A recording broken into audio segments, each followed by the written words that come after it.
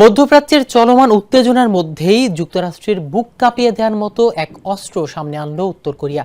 জানা গেছে, নতুন একটি উচ্চ ক্ষমতা সম্পন্ন ক্ষেপণাস্ত্র পরীক্ষার নিরাপত্তা নিয়ে নতুন করে উদ্বেগ তৈরি করেছে দেশটি। রোববার 29 মার্চ দেশটির রাষ্ট্রীয় গণমাধ্যম KCNA জানায়, কিম জং উন একটি উন্নত সলিড ফুয়েল ইঞ্জিনের গ্রাউন্ড জেট পরীক্ষা সরাসরি তদারকি করেছেন। এই ইঞ্জিনের অত্যাধুনিক কম্পোজিট কার্বন ফাইবার ব্যবহার করা হয়েছে এবং এর ক্ষমতা প্রায় 2500 কিলোটন, যা পূর্বের 1971 কিলোটন ক্ষমতা সম্পন্ন ইঞ্জিনের চেয়ে অনেক বেশি শক্তিশালী। কিম এই পরীক্ষাকে উত্তর কোরিয়ার পারমাণবিক প্রতিরোধ ক্ষমতা বৃদ্ধির একটি গুরুত্বপূর্ণ ধাপ হিসেবে বর্ণনা করেছেন।